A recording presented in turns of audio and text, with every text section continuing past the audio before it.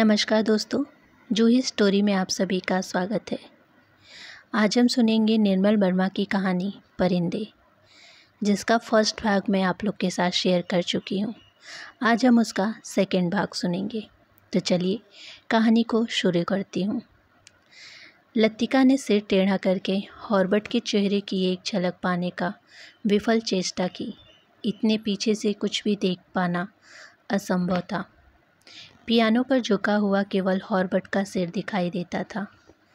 Lead kindly light, संगीत के सुर मानो एक ऊंची पहाड़ी पर चढ़कर हाँफती हुई सांसों को आकाश की आघात शून्यता में बिखेरते हुए नीचे उतर रहे थे।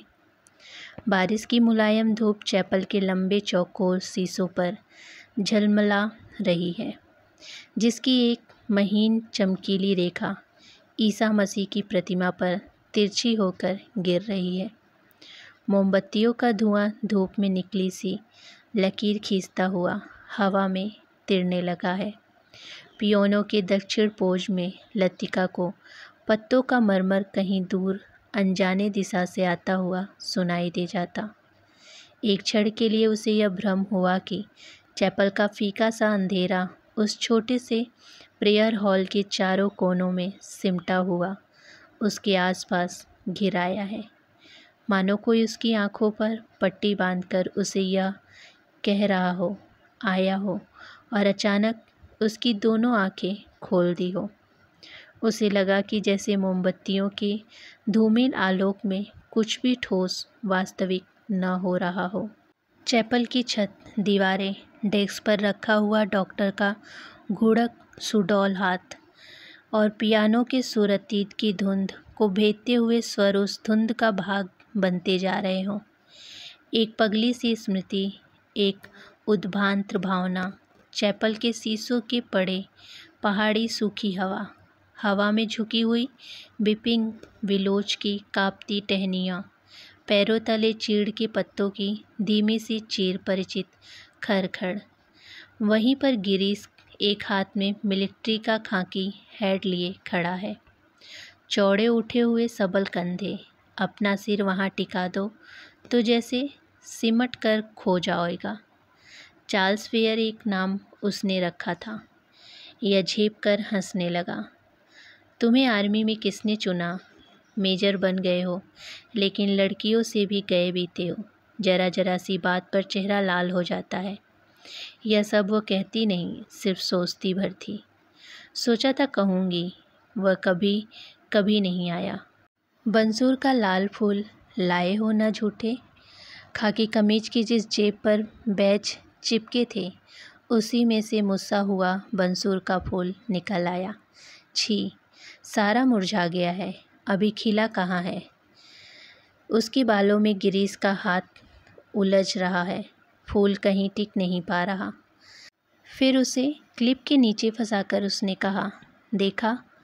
वह मुंडी, और इससे पहले कि वह कुछ कह पाती, गिरीश ने अपना मिलिट्री का हैट थप से उसके सिर पर रख दिया। वह मंत्रमुग्ध सी वैसे ही खड़ी रही। उसके सिर पर गिरीश का हैट था, माथे पर छोटी सी बिंदी पर उड़ते हुए बाल। गिरीश ने उस बिंदी को अपने होठों से छुआ है। उसने उसके नंगे सिर को अपनी दोनों हाथों से समेट लिया है। लतिका, गिरीश ने चिढ़ाते हुए कहा, मैन ईटर ऑफ कुमाऊँ। उसका यह नाम गिरीश ने उसे चिढ़ाने के लिए रखा था। वह हंसने लगी। लतिका सुनो, गिरीश का स्वर कैसा हो गया था। न, मैं कुछ भी नहीं सुन रही। लतिका, मैं कुछ महीनों में वापस लौट आऊँगा। मैं कुछ भी नहीं सुन रही, किंतु वह सुन रही है। वह नहीं जो गिरीश कह रहा है, बल्कि वह जो नहीं कहा जा रहा है, जो उसके बाद कभी नहीं कहा गया। Lead kindly light. लड़कियों का स्वर पियानो के स्वर में डूबा हुआ गिर रहा था, उठ रहा था। हॉबर्ट ने सिर मोड़कर लतिका को निमिष भर देखा, आंखें मूंदे। ध्यान मग्रा प्रस्तर मूर्ति सी वह स्थिर निश्चल खड़ी थी। क्या यह भाव उसके लिए? क्या लतिका ने ऐसे क्षणों में उसे अपना साथी बनाया है? हॉर्बर्ट ने एक गहरी सांस ली और उस सांस में ढेर सी थकान उमड़ आई। देखो मिस वुड कुर्सी पर बैठे बैठे सो रही हैं। डॉक्टर होठों में ही फुसफुसाया। यह डॉक्टर का पुराना मजाक था कि मिस वुड प्रार्थना करने के बहाने आंखें मूंदे हुए नींद की झपकियां लेती हैं। फादर एल्मेट ने कुर्सी पर फैले अपने गाउन को समेट लिया और प्रेयर बुक बंद करके मिस वुड के कानों में कुछ कहा। पियानो का स्वर क्रमशः मंद पड़ने लगा। हॉर्बर्ट की उंगलियां ढीली पड़ने लगी। सर्विस के समाप्त होने से पूर्व मिस वुड ने ऑर्डर पढ़कर सुनाया।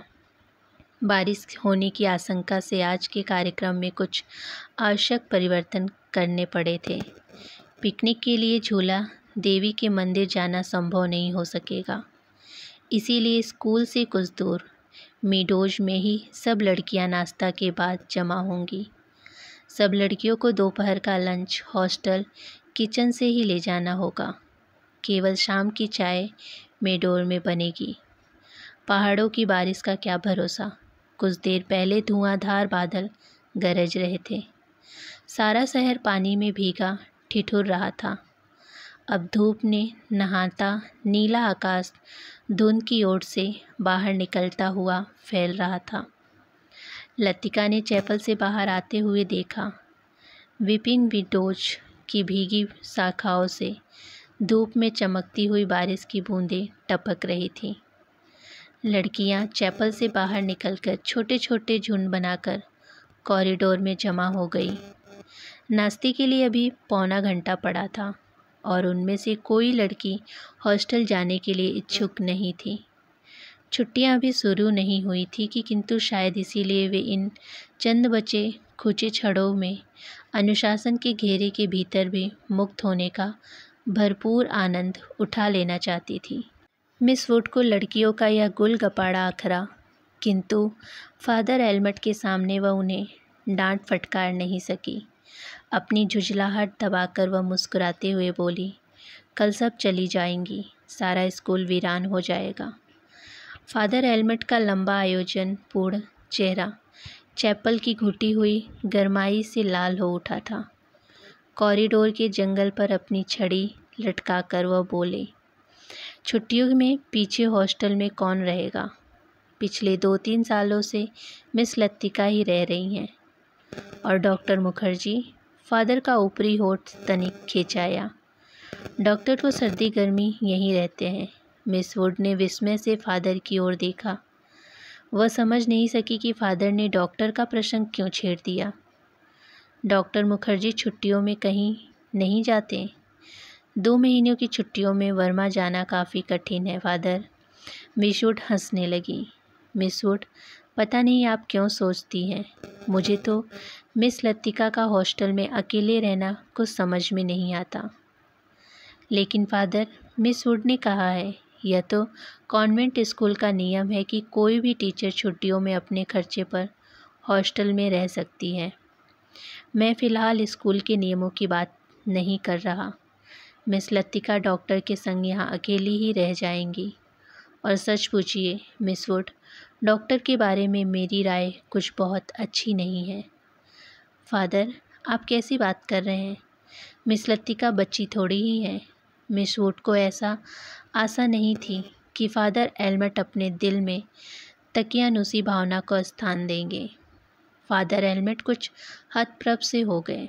बात टाल लेते हुए बोले, मिस वुड, मेरा मतलब यह नहीं था। आप जो जानती हैं, मिस लतिका उस मिलिट्री अफसर को लेकर एक अच्छा खासा स्कैंडल बन गया था। स्कूल की बदनामी होने में क्या देर लगती है। यह बेचारा तो अब नहीं रहा। मैं उसे जानती थी फादर। ईश्वर उसकी आत्मा को शांति दे। मिस वुड ने धीरे से अपनी दोनों बाहों से क्रॉस किया। फादर एल्मेट को मिस वुड की मूर्खता पर इतना अधिक क्षोभ हुआ कि उनसे आगे और कुछ नहीं बोला गया। डॉक्टर मुखर्जी से उनकी कभी नहीं पड़ती थी, इसीलिए मिस वुड की आंखों में वह डॉक्टर को नीचा दिखाना चाहते थे। किंतु मिस वुड लतिका का रोना ले बैठी। आगे बात बढ़ाना व्यर्थ था। उन्होंने छड़ी को जंगले से उठाया और ऊपर साफ खुले आकाश को देखते हुए बोले, प्रोग्राम आपने यूं ही बदला मिस वुड, अब क्या बारिश होगी।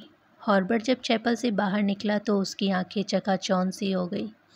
उसे लगा जैसे किसी ने अचानक ढेर सी चमकीली उजली हुई रोशनी मुट्ठी में भरकर उसकी आंखों में झोंक दी हो। पियानो के संगीत के सुर रुई से छुई हुई रेशों की भांति अब तक उसके मस्तिष्क की थकी मांदी नसों पर फड़फड़ा रहे थे। यह काफ़ी थक गया था। पियानो बजाने से फेफड़ों पर हमेशा भारी दबाव पड़ता है। दिल की धड़कन तेज हो जाती थी। उसे लगता था कि संगीत के एक नोट को दूसरे नोट में उतारने के प्रयत्न में वह एक अंधेरी खाई पार कर रहा है। आज चैपल में मैंने जो महसूस किया वह कितना रहस्यमय, कितना विचित्र था। हॉबर्ट ने सोचा। मुझे लगा पियानो का हर नोट चिरंतन खामोशी की अंधेरे खोज में निकलकर बाहरी फैली निधि धुली धुंध को काटता, तराशता हुआ एक भूला सा अर्थ खींच लाता है। गिरता हुआ हर पोज एक छोटी सी मौत है, मानो घने छायादार वृक्षों की कांपती छायाओं में कोई पगडंडी गुम हो गई हो। एक छोटी सी मौत जो आने वाले सुरों को अपनी बची खुची गूंजों की सांसें समर्पित कर जाती है, जो मर जाती है किंतु मिट नहीं पाती। मिटती नहीं, इसीलिए मरकर भी जीवित है, दूसरे सुरों में लय हो जाती है। डॉक्टर, क्या मृत्यु ऐसी ही आती है? अगर डॉक्टर से पूछो तो वह हंसकर टाल देगा। उसे लगता है वह पिछले कुछ दिनों से कोई बात छिपा रहा है। उसकी हंसी में जो सहानुभूति का भाव होता है वह मुझे अच्छा नहीं लगता।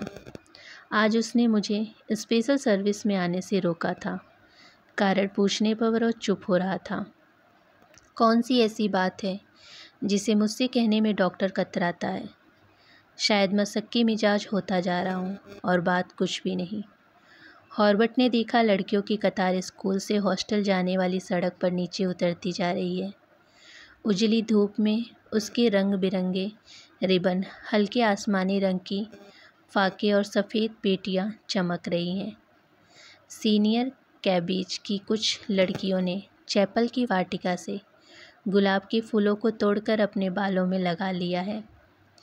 कैंटोनमेंट के 3-4 सिपाही लड़कियों को देखते हुए अश्लील मजाक करते हुए हंस रहे हैं और कभी कभी किसी लड़की की ओर जरा सा झुककर सीटी बजाने लगते हैं। Hello mister Hobart. हॉबर्ट ने चौंक कर पीछे देखा।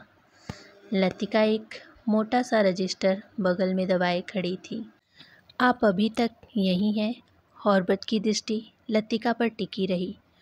वह क्रीम रंग की पूरी बाहों की ऊनी जैकेट पहने हुई थी। कुमाऊनी लड़कियों की तरह लतिका का गला गोल था। धूप की तपन से पक्का गेहुआ रंग कहीं कहीं हल्का सा गुलाबी हो गया था, मानो बहुत धोने पर भी गुलाब के कुछ धब्बे इधर उधर बिखरे रह गए हों। उन लड़कियों के नाम नोट करने थे जो कल जा रही हैं, सो पीछे रुकना पड़ा। आप भी तो कल जा रहे हैं मिस्टर हॉर्बर्ट?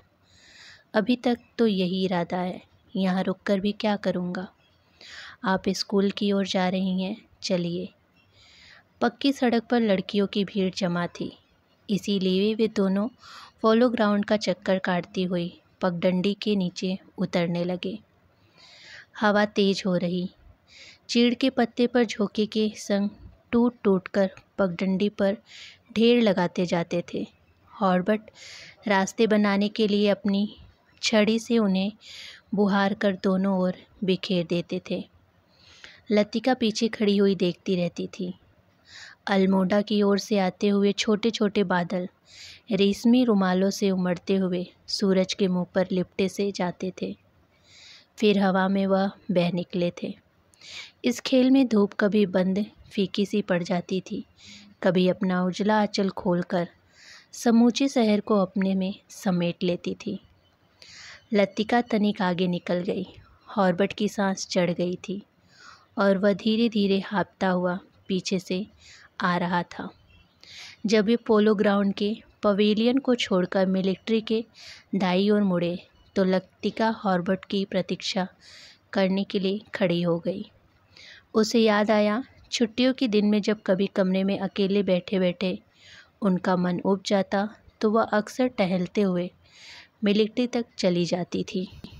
उससे सटी पहाड़ी पर चढ़कर वह बर्फ़ में ढके देवदार वृक्षों को देखा करती थी, जिसकी झुकी हुई शाखों से रुई के गालों सी बर्फ़ नीचे गिरा करती थी। नीचे बाजार जाने वाली सड़क पर बच्चे स्लेट पर फिसलना करते थे। वह खड़ी खड़ी बर्फ़ में छिपी हुई उस सड़क का अनुमान लगाया करती थी, जो फादर एलमट के घर से गुजरती हुई मिलिट्री अस्पताल और डाकघर से होकर चर्च की सीढ़ियों तक जाकर गुम हो जाती थी। जो मनोरंजन एक दुर्गम पहेली को सुलझाने में होता है, वही लतिका को बर्फ़ में खोए रास्ते को खोज निकालने में होता था। आप बहुत तेज़ चलती हैं मिस लतिका। थकान से हॉर्बर्ट का चेहरा कुम्हला गया था। माथे पर पसीने की बूंदें छलक आई थी। कल रात आपकी तबीयत क्या कुछ खराब हो गई थी? आपने कैसे जाना? क्या मैं अस्वस्थ दिख रहा हूँ? हॉर्बर्ट के स्वर में हल्की सी खींच का आभास था। सब लोग मेरी सेहत को लेकर क्यों बात शुरू करते हैं, उसने सोचा। नहीं, मुझे तो पता भी नहीं चलता। वह तो सुबह कुरुबुद्दीन ने बातों ही बातों में जिक्र छेड़ दिया था। लतिका कुछ अप्रतिभ सी हो आई। कोई ख़ास बात नहीं। वो पुराना दर्द शुरू हो गया था। अब बिल्कुल ठीक हूँ। आपने कथन की पुष्टि के लिए हॉर्बर्ट छाती सीधी करके तेज कदम बढ़ाने लगे। डॉक्टर मुखर्जी को दिखाया था। वह सुबह आए थे। उनकी बात कुछ समझ में नहीं आती। हमेशा तो बातें एक दूसरे से उल्टी कहते हैं। कहते थे कि इस बार मुझे 6-7 महीने की छुट्टी लेकर आराम करना चाहिए। लेकिन अगर मैं ठीक हूँ तो भला इसकी ज़रूरत ही क्या है? हॉर्बर्ट के स्वर में व्यथा की छाया लतिका से छिप न रही थी। बात को टालते हुए उसने कहा, आप तो नाहक चिंता करते हैं मिस हॉर्बर्ट। आजकल मौसम बदल रहा है। अच्छे भले आदमी तक बीमार हो जाते हैं। हॉर्बर्ट का चेहरा प्रशंसा से दमकने लगा। उसने लतिका को ध्यान से देखा। वह अपने दिल का संयस मिटाने के लिए निश्चित हो जाना चाहता था कि कहीं लतिका उसे केवल दिलासा देने के लिए तो झूठ नहीं बोल रही। यही तो मैं सोच रहा था मिस लतिका। डॉक्टर की सलाह सुनकर तो मैं डर ही गया। भला 6 महीने की छुट्टी लेकर मैं अकेला करूँगा क्या? स्कूल में तो बच्चों के संग मन लगा रहता है। सच पूछो तो दिल्ली में ये 2 महीने की छुट्टियाँ काटना भी दूभर हो जाता है। मिस्टर हॉर्बर्ट, कल आप दिल्ली जा रहे हैं? लतिका चलते चलते हठात ठिठक गई। सामने पोलो ग्राउंड फैला था, जिसकी दूसरी ओर मिलिट्री की ट्रकें कैंटोनमेंट की ओर जा रही थी। हॉर्बर्ट को लगा जैसे लतिका की आंखें अंधमुंदी सी खुली रह गई, मानो पलकों पर एक पुराना भूला सा सपना सरक आया है। मिस्टर हॉर्बर्ट, आप दिल्ली जा रहे हैं? इस बार लतिका ने प्रश्न नहीं दोहराया। उसके स्वर में केवल एक असीम दूरी का भाव घिराया। बहुत अरसा पहले मैं भी दिल्ली गई थी मिस्टर हॉर्बर्ट। तब मैं बहुत छोटी थी। न जाने कितने बरस बीत गए। हमारी मौसी का ब्याह वहीं हुआ था। बहुत सी चीज़ें देखी थी, लेकिन अब तो सब कुछ धुंधला सा पड़ गया है। इतना याद है कि हम कुतुब पर चढ़े थे। सबसे ऊंची मंजिल से हमने नीचे झांका था। न जाने कैसा लगा था। नीचे चलते हुए आदमी चाबी भरे हुए खिलौने से लगते थे। हमने ऊपर से उन पर मूंगफलियाँ फेंकी थी, लेकिन हम बहुत निराश हुए थे क्योंकि उनमें से किसी ने हमारी तरफ नहीं देखा। शायद माँ ने मुझे डांटा था और मैं सिर्फ नीचे झांकते हुए डर गई थी। सुना है अब तो दिल्ली इतना बदल गया है कि पहचाना नहीं जाता। वे दोनों फिर चलने लगे। हवा का बेग ढीला पड़ने लगा। उतरते हुए बादल अब सुस्ताने से लग रहे थे। उनकी छायाएं नंदा देवी और पंचचूली की पहाड़ियों पर गिर रही थी। स्कूल के पास पहुंचते पहुंचते चीड़ के पेड़ पीछे छूट गए। कहीं कहीं खुबानी के पेड़ों के आसपास बुरूस के लाल फूल धूप में चमक रहे थे। स्कूल तक आने में उन्होंने पोलो ग्राउंड का लंबा चक्कर लगा दिया था। मिस लतिका, आप कहीं छुट्टियों में जाती क्यों नहीं? सर्दियों में तो यहाँ सब कुछ वीरान हो जाता होगा। अब मुझे यहाँ अच्छा लगता है, लतिका ने कहा। पहले साल अकेलापन कुछ अखरता था, अब आदी हो गई हूँ। क्रिसमस में एक रात पहले क्लब में डांस होता है, लॉटरी डाली जाती है और रात देर तक नाच गाना होता रहता है। नए साल के दिन कुमाऊँ रेजिमेंट की ओर से परेड ग्राउंड में कार्निवाल किया जाता है। बर्फ़ पर स्केटिंग होती है, रंग बिरंगे गुब्बारों के नीचे फ़ौजी बैंड बजाता है। फ़ौजी अफसर फ़ौजी ड्रेस में भाग लेते हैं। हर साल ऐसा ही होता है मिस्टर हॉर्बर्ट। फिर कुछ दिन बाद विंटर स्पोर्ट्स के लिए अंग्रेज़ टूरिज्म आते हैं। हर साल मैं उनसे परिचित होती हूँ। वापस लौटते हुए वे हमेशा वादा करते हैं कि अगले साल भी आएंगे, पर मैं जानती हूँ कि वे नहीं आएंगे। वे भी जानते हैं कि वे नहीं आएंगे, फिर भी हमारी दोस्ती में कोई अंतर नहीं पड़ता। फिर कुछ दिनों बाद पहाड़ों पर बर्फ़ पिघलने लगती हैं, छुट्टियाँ ख़त्म होने लगती हैं। आप सब लोग अपने अपने घरों से वापस लौटते हैं और मिस्टर हॉर्बर्ट पता भी नहीं चलता कि छुट्टियाँ कब शुरू हुई और कब ख़त्म हो गई। लतिका ने देखा कि हॉर्बर्ट उसकी ओर आतंकित भयाकुल दृष्टि से देख रहा है। वह सिर पिटाकर चुप हो गई। उसे लगा मानो वह इतनी देर में पागल सी अनर्गल प्रलाप कर रही हो। मुझे माफ़ करना मिस्टर हॉर्बर्ट, कभी कभी मैं बच्चों की तरह बातों में बहक जाती हूँ। मिस लतिका, हॉर्बर्ट ने धीरे से कहा। वह चलते चलते रुक गया था। लतिका हॉर्बर्ट के भारी स्वर से चौंक सी गई। क्या बात है मिस्टर हॉर्बर्ट? वह पत्र, उसके लिए मैं लज्जित हूँ। उसे आप वापस लौटा दें। समझ ले कि मैंने उसे कभी नहीं लिखा था। लतिका कुछ समझ न सकी। दिग्भ्रांत सी खड़ी हुई हॉर्बर्ट के पीले उद्ग्रत चेहरे को देखती रही। हॉर्बर्ट ने धीरे से लतिका के कंधे पर हाथ रख दिया। कल डॉक्टर ने मुझे सब कुछ बता दिया। अगर मुझे पहले से मालूम होता तो हॉर्बर्ट हकलाने लगा। मिस्टर हॉर्बर्ट, किंतु लतिका से आगे कुछ भी नहीं कहा गया। उसका चेहरा सफ़ेद हो गया था। दोनों चुपचाप कुछ देर तक स्कूल के गेट के बाहर खड़े रहे। मिडोश, पगडंडियों, पत्तों, छायाओं से घिरा छोटा सा द्वीप, मानो कोई घोंसला दो हरी घड़ियों के बीच आ दबा हो। भीतर घुसते ही पिकनिक की काली आग में झुलसे हुए पत्थर, अधजली टहनियाँ, बैठने के लिए बिछाए गए पुराने अखबारों के टुकड़े इधर उधर बिखरे दिखाई दे जाते हैं। अक्सर टूरिज्म पिकनिक के लिए यहाँ आते हैं। मिडोज को बीच में काटता हुआ टेढ़ा मेढ़ा बरसाती नाला बहता है, जो दूर से धूप में चमकता हुआ सफ़ेद रिबन सा दिखाई देता है। यहीं पर काठ के तख्तों का बना हुआ टूटा सा पुल है, जिस पर लड़कियां हिचकोले खाती हुई चल रही हैं। डॉक्टर मुखर्जी, आप तो सारा जंगल जला देंगे। मिस वुड ने अपनी ऊंची एड़ी के सैंडल में जलती हुई दिया सलाई को दबा डाला, जो डॉक्टर ने सिगार सुलगाकर चीड़ के पत्तों के ढेर पर फेंक दी थी। वे नाले से कुछ दूर हटकर नीचे के दो पेड़ों की गुत्थी हुई छाया के बीच बैठे थे। उनके सामने एक छोटा सा रास्ता नीचे पहाड़ी गांव की ओर जाता था, जहां पहाड़ की गोद में सकपराओं के खेत एक दूसरे के नीचे बिछे हुए थे। दोपहर के सन्नाटे में भेड़ बकरियों के गले में बंधी हुई घंटियों का स्वर हवा में बहता हुआ सुनाई दे जाता था। घास पर लेटे लेटे डॉक्टर सिगार पीते रहे। जंगल की आग कभी देखी है मिस वुड? एक अलमस्त नशे की तरह धीरे धीरे फैलती जाती है। आपने कभी देखा है डॉक्टर? मिस वुड ने पूछा। मुझे तो बड़ा डर लगता है। बहुत साल पहले शहरों को जलते हुए देखा था।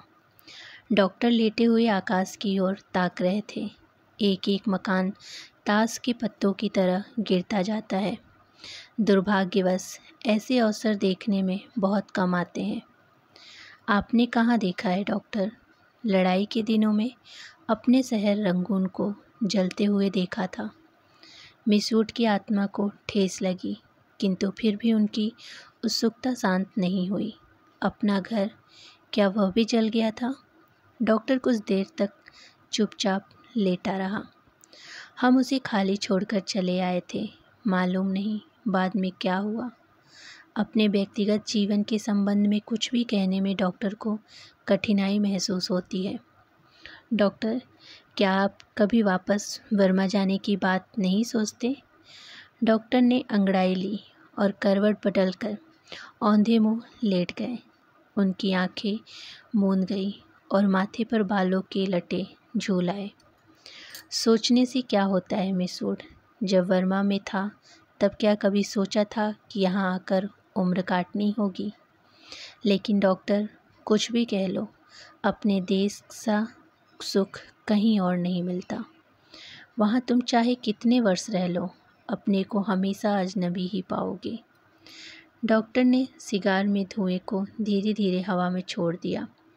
दरअसल अजनबी तो मैं वहाँ भी समझा जाऊँगा मिस वुड।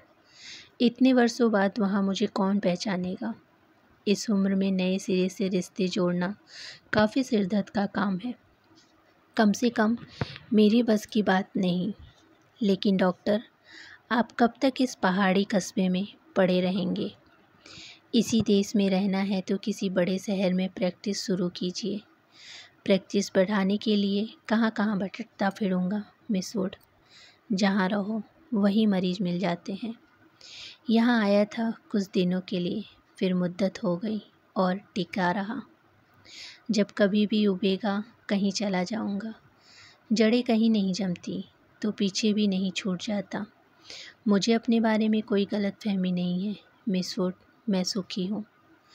मिस वुड ने डॉक्टर की बात पर विशेष ध्यान नहीं दिया। दिल में वह हमेशा डॉक्टर को उछल-खल, लापरवाह और सनकी समझती रही हैं। किंतु डॉक्टर के चरित्र में उनका विश्वास है, न जाने क्यों। क्योंकि डॉक्टर ने जाने अनजाने में उसका कोई प्रमाण दिया हो या उसे याद नहीं पड़ता। मिस वुड ने एक ठंडी सांस भरी। वह हमेशा यह सोचती थी कि यदि डॉक्टर इतना आलसी और लापरवाह न होता तो अपनी योग्यता के बल पर काफ़ी चमक सकता था। इसीलिए उन्हें डॉक्टर पर क्रोध भी आता था, वह दुखी भी होता था। मिस वुड ने अपने बैग में ऊन का गोला और सलाइयाँ निकाली। फिर उसके नीचे से अखबार में लिपटा हुआ चौड़ा कॉफ़ी का डिब्बा उठाया, जिसमें अंडों की सैंडविच और हैम बर्गर दबे हुए थे। थर्मस से प्यालों में कॉफ़ी उड़ेलते मिस वुड ने कहा, डॉक्टर, कॉफ़ी ठंडी हो रही है। डॉक्टर लेटे लेटे बुड़बुड़ाया। मिस वुड ने नीचे झुककर देखा। वह कोहनी पर सिर टिकाए चुपचाप सो रहा था। ऊपर का होठ जरा सा फैल कर मुड़ गया था, मानो किसी से मजाक करने से पहले मुस्कुरा रहे हों। उसकी उंगलियों में दबा हुआ सिगार नीचे झुका हुआ लटक रहा था। मेरी व्हाट यू वांट? दूसरे स्टैंड में पढ़ने वाली मेरी ने अपनी चंचल चपल आंखें ऊपर उठाई। लड़कियों का दायरा उसे घेरे हुए, कभी पास आता, कभी खिसता चला जाता। I want blue. दोनों हाथों को हवा में घुमाते हुए मेरी चिल्लाई। दायरा पानी की तरह टूट गया। सब लड़कियां एक दूसरे पर गिरती पड़ती किसी नीली वस्तु को छूने के लिए भाग दौड़ करने लगी। लंच समाप्त हो चुका था। लड़कियों के छोटे छोटे दल मिडोज में बिखरे गए थे। ऊंची क्लास की कुछ लड़कियां चाय का पानी गर्म करने के लिए पेड़ों पर चढ़कर सूखी टहनियाँ तोड़ रही थीं। दोपहर की उस घड़ी में मिडोज अलसाया उगना सा जान पड़ता था। हवा का कोई भूला भटका झोंका, चीड़ के पत्ते खड़खड़ा उड़ते थे। कभी कोई पक्षी अपनी सुस्ती मिटाने झाड़ियों में उड़कर नाले के किनारे बैठ जाता था, पानी में सिर डुबोता था, फिर उबकर हवा में 2-4 निरुद्देश्य चक्कर काटकर दोबारा झाड़ियों में दुबक जाता था। किंतु जंगल की खामोशी शायद कभी चुप नहीं रहती। गहरी नींद में डूबी सपनों सी कुछ आवाज़ें नीवरता के हल्के झीने पदे पर सलवटें बिछा जाती है। मूक लहरों की हवा में गिरती है, मानो कोई दबे पांव झाँक कर अदृश्य संकेत कर जाता है, देखो मैं यहाँ हूँ। लतिका ने जूली के बॉब हेयर को सहलाते हुए कहा, तुम्हें कल रात बुलाया था। मैडम, मैं गई थी, आप कमरे में नहीं थी। लतिका को याद आया कि कल रात वह डॉक्टर के कमरे में टेरेस पर देर तक बैठी रही थी और भीतर हॉर्बर्ट पियानो पर सोपा का नॉकटर्न बजा रहा था। जूली, तुमसे कुछ पूछना था। उसे लगा वह जूली की आंखों से अपने को बचा रही है। जूली ने अपना चेहरा ऊपर उठाया। उसकी भूरी आंखों में कौतूहल झांक रहा था। तुम ऑफिसर्स मेस में किसी को जानती हो? जूली ने निश्चिंत भाव से सिर हिलाया। लतिका कुछ देर तक जूली को अपलक घूरती रही। जूली, मुझे विश्वास है तुम झूठ नहीं बोलोगी। कुछ क्षण पहले जूली की आंखों में जो कौतूहल था वह भय में परिणत होने लगा। लतिका ने अपनी जैकेट की जेब से एक नीला लिफाफा निकालकर जूली की गोद में फेंक दिया। ये किसकी चिट्ठी है? जूली ने लिफाफा उठाने के लिए हाथ बढ़ाया, किंतु फिर एक क्षण के लिए उसका हाथ कांपकर ठिठक गया। लिफाफे पर उसका नाम और हॉस्टल का पता लिखा हुआ था। थैंक यू मैडम, मेरे भाई का पत्र है, वह झांसी में रहते हैं। जूली ने घबराहट में लिफाफे को अपने स्कर्ट की तहों में छिपा लिया। जूली, जरा मुझे लिफाफा दिखाओ। लतिका का स्वर तीखा कर्कश सा हो गया। जूली ने अनमने भाव से लतिका को पत्र दे दिया। तुम्हारे भाई झांसी में रहते हैं? जूली इस बात कुछ नहीं बोली। उसकी उद्भ्रांत उखड़ी सी आंखें लतिका को देखती रही। यह क्या है? जूली का चेहरा सफ़ेद पड़ गया था। लिफाफे पर कुमाऊं रेजिमेंटल सेंटर की मुहर उसकी ओर घूर रही थी। कौन है यह? लतिका ने पूछा। उसने पहले भी हॉस्टल में उड़ती हुई अफवाह सुनी थी कि जूली को क्लब में किसी मिलिट्री अफसर के संग देखा गया था, किंतु ऐसी अफवाह अक्सर उड़ती ही रहती थी और उसने उस पर विश्वास नहीं किया। जूली, तुम अभी बहुत छोटी हो। जूली के होठ कांपे, उसकी आंखों में निरीह याचना का भाव घिराया। अच्छा, अभी जाओ, तुमसे छुट्टियों की बातें करूँगी। जूली ने ललचाई दृष्टि से लिफाफे की ओर देखा। कुछ बोलते को उद्धत हुई, फिर बिना कुछ कहे चुपचाप वापस लौट गई। लतिका देर तक जूली को देखती रही, जब तक वह आंखों से ओझल नहीं हो गई। क्या मैं किसी खूसट बुढ़िया से कम हूँ? अपने अभाव का बदला क्या मैं दूसरों से ले रही हूँ? शायद, कौन जाने, शायद जूली का यह प्रथम परिचय हो उस अनुभूति से जिसे कोई भी लड़की बड़े चाव से संजोकर संभाल कर अपने में छिपा कर रखती है। एक अनिर्वचनीय सुख जो पीड़ा लिए है, पीड़ा और सुख को डुबोती हुई उमड़ते ज्वार की खुमारी जो दोनों को अपने में समा लेती है। एक दर्द जो आनंद से उपजा और पीड़ा देता है। यहीं इसी देवदार के नीचे उसे भी यही लगा था जब गिरीश ने पूछा था, तुम चुप क्यों हो? वह आंखें मूंदे सोच रही थी। सोच कहाँ रही थी, जी रही थी उस क्षण को जो भय और विस्मय के बीच बिछा था। बहका सा पागल सा क्षण। वह अभी पीछे मुड़ेगी तो गिरीश की नर्वस मुस्कुराहट दिखाई दे जाएगी। उस दिन से आज दोपहर तक का अतीत एक दुस्वप्न की मानिद्र टूट जाएगा। वही देवदार है जिस पर उसने अपने बालों के क्लिप से गिरीश का नाम लिखा था। पेड़ की छाल उतरती नहीं थी, क्लिप टूट टूट जाता था। तब गिरीश ने अपने नाम के नीचे उसका नाम लिख दिया था। जब कभी कोई अक्षर बिगड़ कर टेढ़ा मेढ़ा हो जाता था तब वो हंसती थी और गिरीश का कांपता हाथ और भी कांप जाता था।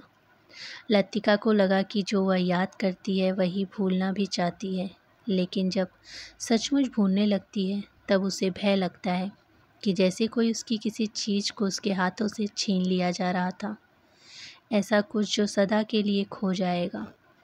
बचपन में जब कभी वह अपने किसी खिलौने को खो देती थी तो वह गुमसुम सी होकर सोचा करती थी, कहाँ रख दिया मैंने। जब बहुत दौड़ धूप करने पर खिलौना मिल जाता तो वह बहाना करती, अभी उसे खोज ही रही है, कि वह अभी नहीं मिला। जिस स्थान पर खिलौना रखा होता जानबूझकर उसे छोड़कर घर के दूसरे कोनों में उसे खोजने का उपक्रम करती। तब खोई हुई चीज़ याद रहती, इसीलिए भूलने का भय नहीं रहता था। आज वह उस बचपन के खेल का बहाना क्यों नहीं कर पाती? बहाना शायद करती है, उसे याद करने का बहाना, जो भूलता जा रहा है। दिन महीने बीत जाते हैं और वह उलझी रहती है। अनजाने में गिरीश का चेहरा धुंधला पड़ता जाता है। याद वह करती है, किंतु जैसे किसी पुरानी तस्वीर में धूल भरे शीशे को साफ कर रही हो। अब वैसा दर्द नहीं होता, सिर्फ उसको याद करती है जो पहले कभी होता था। तब उसे अपने पर ग्लानि होती है। वह फिर जानबूझकर उस घाव को कुदेरती है जो भरता जा रहा था, खुद ब खुद उसकी कोशिशों के बावजूद भरता जा रहा है। देवदार पर खुदे हुए अधमिटे नाम लतिका की ओर निस्तंभ निरीह भाव से निहार रहे थे। मिडोज के घने सन्नाटे में नाले पार से खेलती हुई लड़कियों की आवाज़ गूंज रही थी। What you want. तितलियाँ, झिंगुर जुगनू मिडोज पर उतरती हुई सांझ की छाँव में पता नहीं चलना कौन आवाज़ किसकी है। दोपहर के समय जिन आवाज़ों को अलग अलग करके पहचाना जा सकता था, अब वे एक स्वरता की अविरल धारा में खुल रही है। घास से अपने पैरों को पोंछता हुआ कोई रेंग रहा है। झाड़ियों के झुरमुट से पैरों को फड़फड़ाता हुआ झटपट कोई ऊपर में उड़ जाता, किंतु ऊपर देखो तो कहीं कुछ भी नहीं है। मिडोज के झरने का गड़गड़ाता स्वर, जैसे अंधेरी सुरंग में झपाटे से ट्रेन गुजर गई हो और देर तक उसमें सीटियाँ और पहियों की चिल्लकार गूंजती रही हो। पिकनिक कुछ देर तक और चली, किंतु बादलों की तह एक दूसरे पर चढ़ती जा रही थी। पिकनिक का सामान बटोरा जाने लगा। मिडोज के चारों ओर बिखरी हुई लड़कियों मिस वुड के इर्द गिर्द जमा होने लगी। अपने संग वे अजीबो-गरीबो चीज़ें लाई थी। कोई किसी पक्षी के टूटे पंख के बालों में लगाए हुए थी, किसी पेड़ की टहनी को चाकू से छीलकर छोटी सी बेत बना ली थी। ऊंची क्लास की कुछ लड़कियों ने अपने अपने रुमालों में नाले से पकड़ी हुई छोटी छोटी बालिसत भर की मछलियों को दबा रखा, जिन्हें मिस वुड ने छिपाकर वे एक दूसरे को दिखा रही थी। मिस वुड लड़कियों की टोली के संग आगे निकल गई। मिडोज से पक्की सड़क तक 3-4 फलांग की चढ़ाई थी। लतिका हांफने लगी। डॉक्टर मुखर्जी सबसे पीछे आ रहे थे। लतिका के पास पहुंचकर वह ठिठक गए। डॉक्टर ने दोनों घुटनों को जमीन पर टेकते हुए सिर झुकाकर एलिजाबेथ योगीन अंग्रेजी में कहा, मैडम, आप इतनी परेशान क्यों नजर आ रही हैं? और डॉक्टर की नाटकीय मुद्रा को देखकर लतिका के होठों पर एक थकी सी ढीली ढीली मुस्कुराहट बिखर गई। प्यास के मारे गला सूख रहा है और यह चढ़ाई है कि ख़त्म होने में नहीं आती। डॉक्टर ने अपने कंधे पर लटकते हुए थर्मस को उतारकर लतिका के हाथों में देते हुए कहा, थोड़ी सी कॉफ़ी बची है, शायद कुछ मदद कर सके। पिकनिक में तुम कहाँ रह गए डॉक्टर? कहीं दिखाई नहीं दिए। दोपहर भर सोता रहा मिस वुड के संग। मेरा मतलब है कि मिस वुड पास बैठी थी। मुझे लगा मिस वुड मुझसे मोहब्बत करती हैं। कोई भी मजाक करते समय डॉक्टर अपनी मूंछों के कोनों को चबाने लगता है। क्या कहती थी? लतिका ने थर्मस से कॉफ़ी को मुंह में उड़ेलते हुए लिया। शायद कुछ कहती, लेकिन बदकिस्मती से बीच में ही मुझे नींद आ गई। मेरी ज़िंदगी के कुछ खूबसूरत प्रेम प्रसंग कमबख्त इस नींद के कारण अधूरे रह गए। और इस दौरान जब मैं दोनों बातें कर रहे थे, उनके पीछे मिडोज और मोटर रोड के संग चढ़ती हुई चीड़ और बांज के वृक्षों की कतारें सांझ के घिरते अंधेरे में डूबने लगी। मानो प्रार्थना करते हुए उन्होंने चुपचाप अपने सिर नीचे झुका लिए हों। इन्हीं पेड़ों के ऊपर बादलों में गिरजे का क्रॉस कहीं उलझा पड़ा था। उसके नीचे पहाड़ों की ढलान पर बिछे हुए खेत भागती हुई गिलहरियों के लग रहे थे, मानो किसी टोह में स्तंभ ठिठक गई हो। डॉक्टर, मिस्टर रॉबर्ट पिकनिक पर नहीं आए? डॉक्टर मुखर्जी टॉर्च जलाकर लतिका के आगे पीछे चल रहे थे। मैंने उन्हें मना कर दिया था। किस लिए? अंधेरे में पैरों के नीचे दबे हुए पत्तों की चरमराहट के अतिरिक्त कुछ सुनाई नहीं देता था। डॉक्टर मुखर्जी ने धीरे से खांसा। पिछले कुछ दिनों से मुझे संदेह होता जा रहा है कि हॉर्बर्ट की छाती का दर्द मामूली दर्द नहीं है। डॉक्टर थोड़ा सा हंसा, जैसे उसे अपनी यह गंभीरता अरुचिकर नहीं लग रही हो। डॉक्टर ने प्रतीक्षा की, शायद लतिका कुछ कहेगी, किंतु लतिका चुपचाप उसके पीछे चल रही थी। यह मेरा महज शक है, शायद मैं बिल्कुल गलत हूँ, किंतु यह बेहतर होगा कि वह अपने एक फेफड़े का एक्सरे करा ले। इससे कम से कम कोई भ्रम तो नहीं रहेगा। आपने मिस्टर हॉर्बर्ट से इस बारे में कुछ कहा? अभी तक कुछ नहीं कहा। हॉर्बर्ट जरा सी बात पर चिंतित हो उठता है, इसीलिए कभी साहस नहीं हो पाता। डॉक्टर को लगा उसके पीछे आते हुए लतिका के पैरों का स्वर सहसा बंद हो गया। उन्होंने पीछे मुड़कर देखा, लतिका बीच सड़क पर अंधेरे में छाया सी चुपचाप निश्चल खड़ी है। डॉक्टर, लतिका का स्वर भर्राया हुआ था। क्या बात है मिस लतिका, आप रुक क्यों गई? डॉक्टर, क्या मिस्टर हॉर्बर्ट? डॉक्टर ने अपनी टॉर्च की मध्यम रोशनी ललिता पर दी। उसने देखा ललिता का चेहरा एकदम पीला पड़ गया है और वह रह रहकर पत्ते सी काँप रह जाती हैं। मिस लतिका, क्या बात है? आप तो बहुत डरी सी जान पड़ती हैं। कुछ नहीं डॉक्टर, मुझे कुछ याद आ गया था। वे दोनों फिर चलने लगे।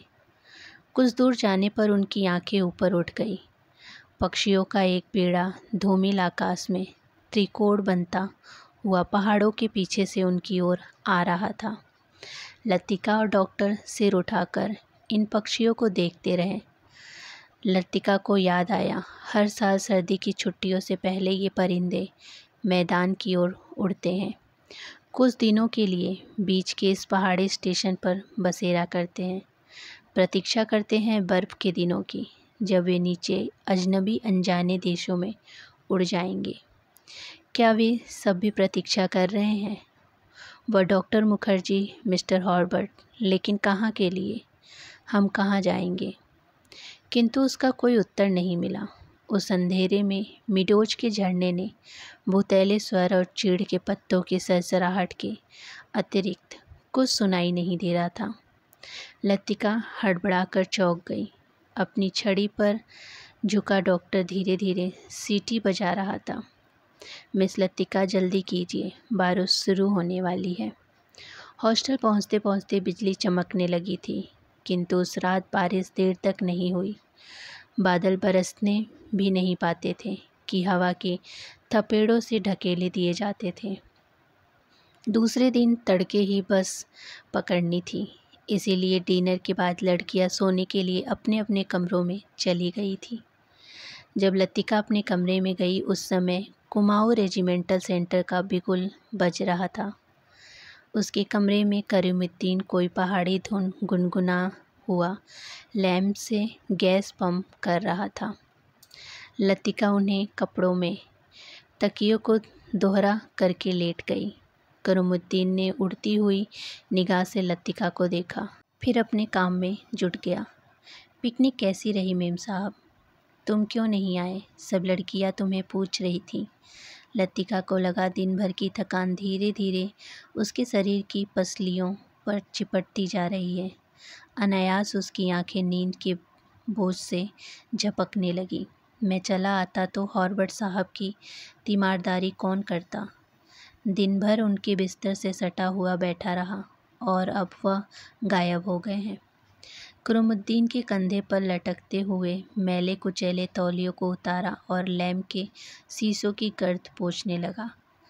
लतिका की अधमुदी आंखें खुल गई। क्या हॉर्बर्ट साहब अपने कमरे में नहीं है? खुदा जाने इस हालत में कहाँ भटक रहे हैं। पानी गर्म करने के लिए कुछ देर के लिए बाहर गया था। वापस आने पर देखता हूँ कि कमरा खाली पड़ा है। करीमुद्दीन बड़बड़ाता हुआ बाहर चला गया। लतिका ने लेटे लेटे पलंग के नीचे चप्पलों को पैरों से उतार दिया। हॉर्बर्ट इतनी रात कहाँ गए? किंतु लतिका की आंखें फिर झपक गई। दिन भर की थकान ने सब परेशानियां प्रश्नों पर कुंजी लगा दी थी। मानो दिन भर आँख मिचौली खेलते हुए उसने अपने कमरे में दैया को छू लिया हो। अब वह सुरक्षित थी। कमरे की चारदीवारी के भीतर उसे कोई नहीं पकड़ सकता था।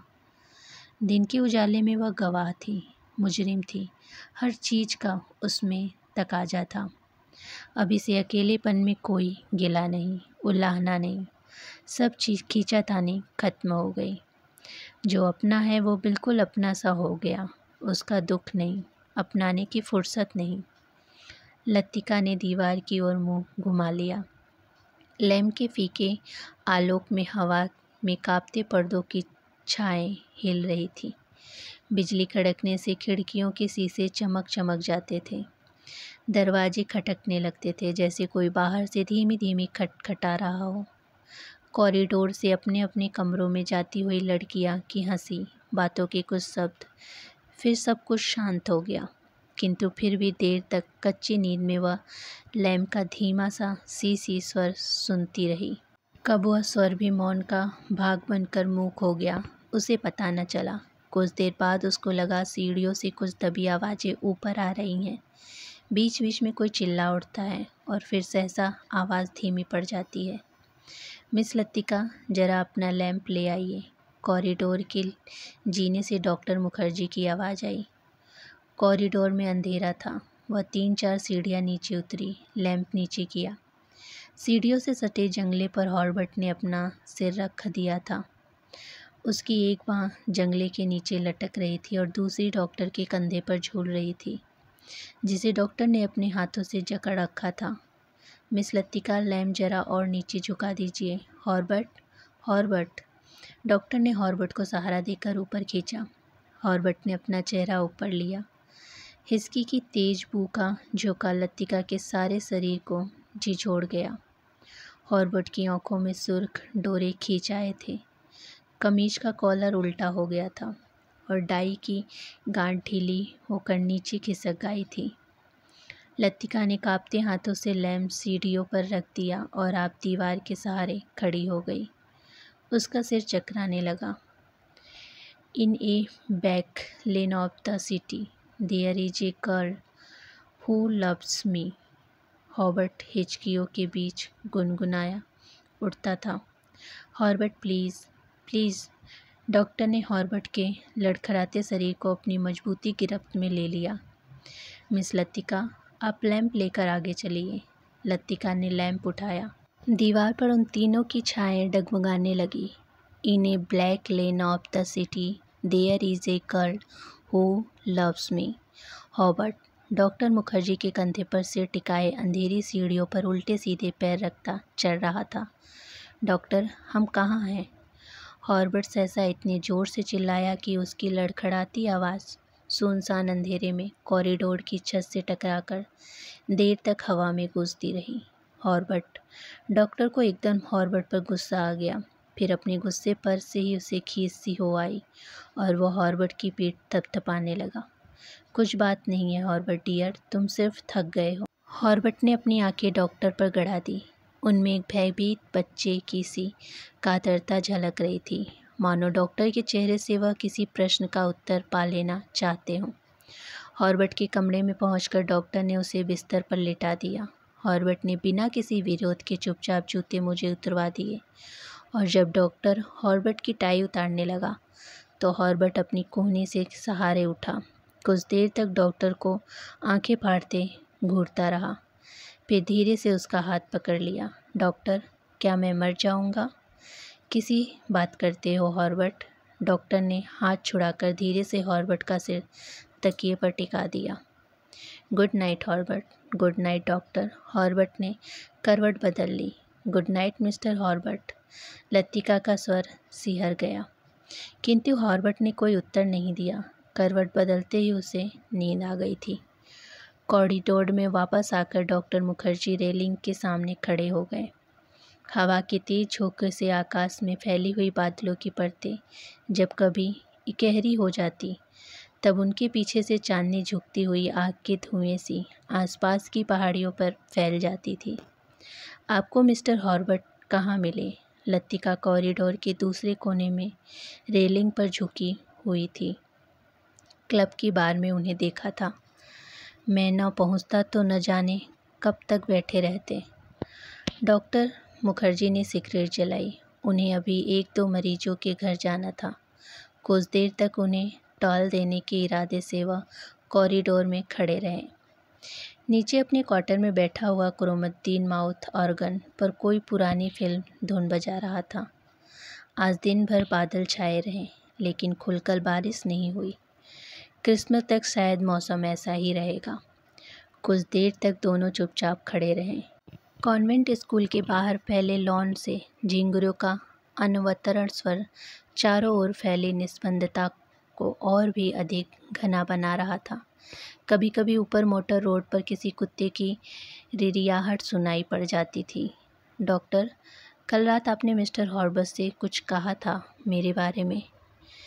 वही जो सब लोग जानते हैं, और हॉर्बट जिसे जानना चाहिए था लेकिन नहीं जानता था।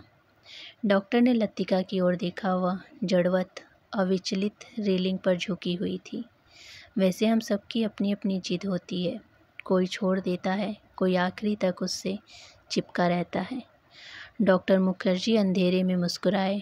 उनकी मुस्कुराहट में सूखा सा विरक्त भाव भरा हुआ था।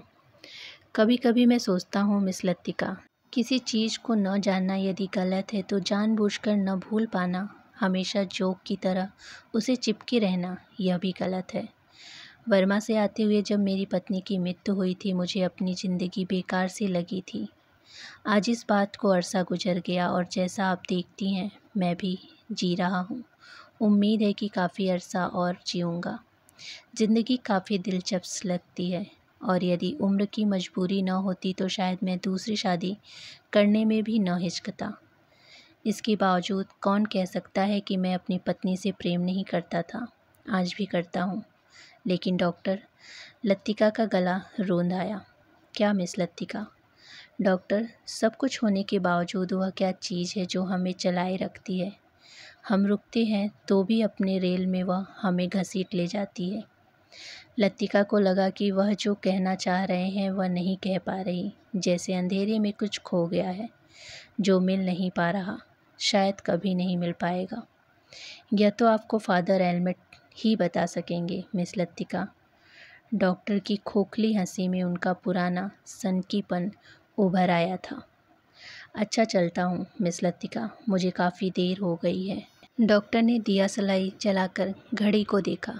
Good night miss Latika. Good night doctor. Doctor के जाने पर लतिका कुछ देर तक अंधेरे में रेलिंग से सटी खड़ी रही। हवा चलने से कॉरिडोर में जमा हुआ कोहरा सिहर उठता था। शाम को सामान बांधते हुए लड़कियों ने अपने अपने कमरे के सामने जो पुरानी कॉपियाँ, अखबार और रद्दी के ढेर लगा दिए थे, वे सब अब अंधेरे कॉरिडोर में हवा के झोंकों से इधर उधर बिखरने लगे थे।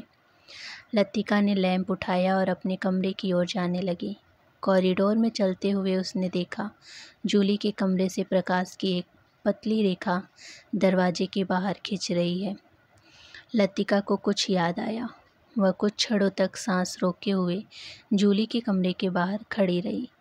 कुछ देर बाद उसने दरवाज़ा खटखटाया। भीतर से कोई आवाज़ नहीं आई। लतिका ने दबे पांव हाथों से हल्का सा धक्का दिया। दरवाज़ा खुल गया। जूली लैंप बुझाना भूल गई थी। लतिका धीरे धीरे दबे पांव जूली के पलंग के पास चली आई। जूली का सोता हुआ चेहरा लैंप के फीके आलोक में पीला सा दिख रहा था। लतिका ने अपनी जेब से वही नीला लिफाफा निकाला और उसे धीरे से जूली के तकिए के नीचे दबाकर रख दिया। तो ये थी निर्मल वर्मा की कहानी परिंदे। कहानी बहुत ही अच्छी है। लतिका जिस व्यक्ति से प्रेम करती थी वह आज इस दुनिया में नहीं है। अरसे बाद प्रेम उसके जीवन में फिर से दस्तक देता है। क्या वह इस प्रेम को अपनाएगी या खुद को अतीत की बेड़ियों में जकड़े रहेगी? क्या ताउम्र अतीत को पकड़े रहना उचित है? एक नारी की मनोदशा पर प्रकाश डालती कहानी। उम्मीद करती हूँ कि कहानी आप सभी को पसंद आए। कहानी पसंद आए तो वीडियो को लाइक, शेयर और चैनल को सब्सक्राइब ज़रूर कीजिएगा। धन्यवाद।